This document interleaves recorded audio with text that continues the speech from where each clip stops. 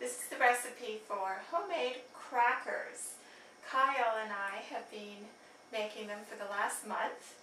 We've ripped a few recipes off the internet and we've been adding our own little spin on them. The recipe we're going to be using is for wheat thins. Let us begin. We're going to mix the dough in the food processor. We're going to start off with 1.5 cups of white flour,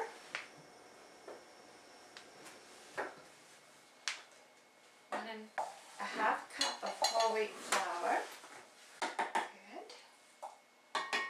Now we add all kinds of great little ingredients here depending on the kind of flavors you want to incorporate. I'm going to do a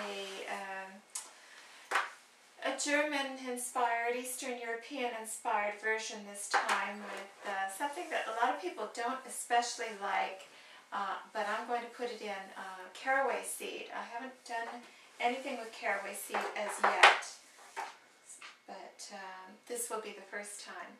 Caraway seed, I've decided on a little white pepper for zing, and of course paprika. We couldn't do a European cracker without paprika.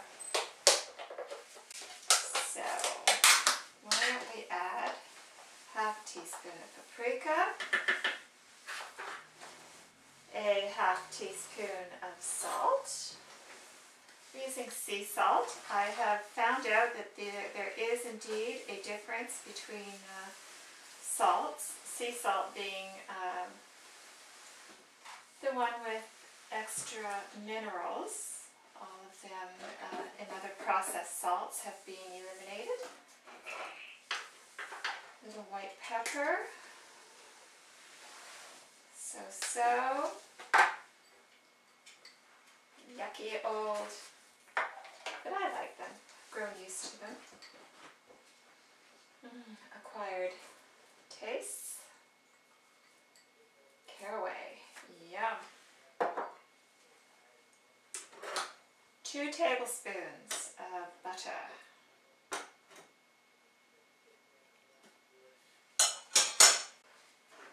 The recipe calls for, what is it? A half cup of sugar. I think that's rather a lot.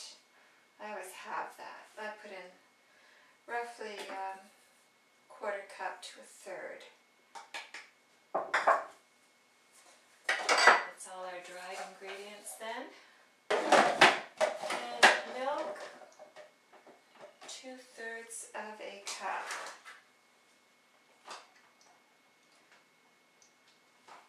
Okay, process this first.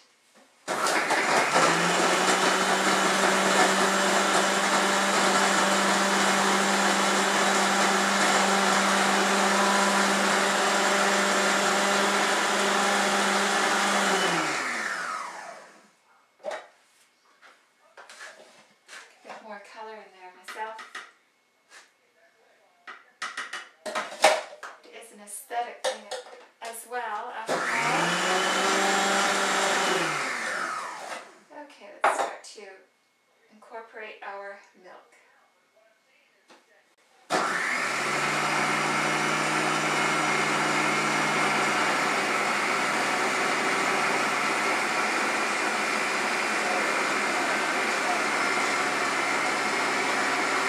There it goes.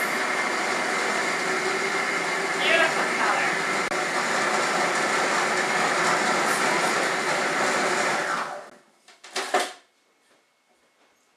Lovely. I like it. I like it. That's one down. Let's do another. One nifty little product that I've started to use is for Kyle here. Kyle likes Kraft Dinner, only I don't like using those flimsy little pastas. Hi, Uncle Rick. So we buy at the bulk store the cheese sauce and use it in rigatoni. And it's also excellent for making crackers. This time we're going to put in our cheese.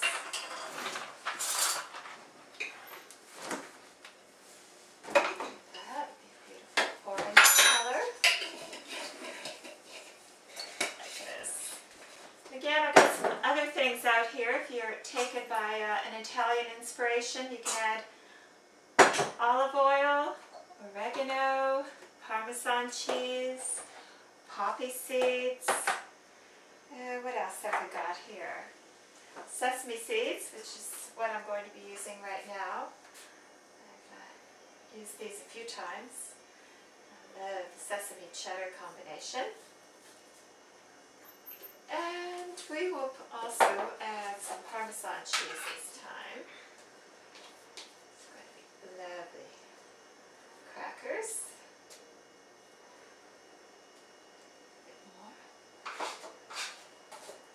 And how about some oregano?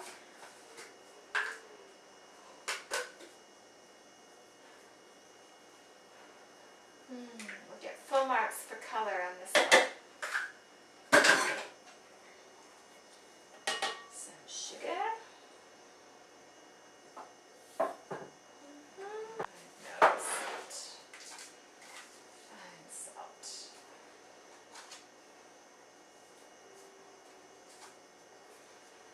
And then that would be it. Blend this.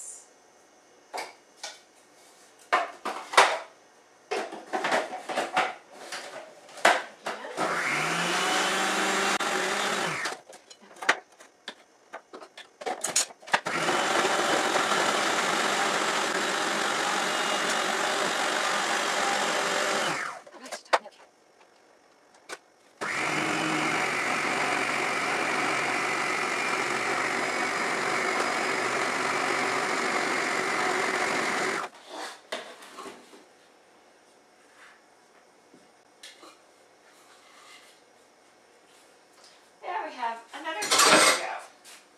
Okay. Yeah, it's a little moist. The only concern for me is that everything will get mucked up in the pasta maker, which is our next step. If you have any kids around, and I know you do of course, this is the part that they would love to get involved in. So it's just like playing with Play-Doh. So we have to wrap it in a moist tea towel. Let's just knead it a bit, just like you would your bread, and how you do your bread every morning. Right?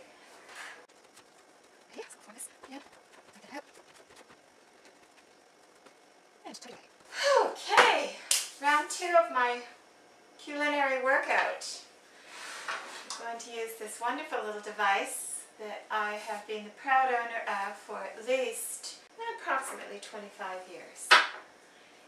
It's a pasta maker with various attachments. The first one is the dough of squisher. This is the technical term. It's the dough squisher. It's got a gauge here. You take your dough through various thicknesses from 1 to 7. And I've settled back to a number 4 as the ideal thickness for these crackers. However, in all the pastas, start off at the beginning. A very good place to start, as Maria von Trapp once said. Okay, I have been busy cranking my pasta maker.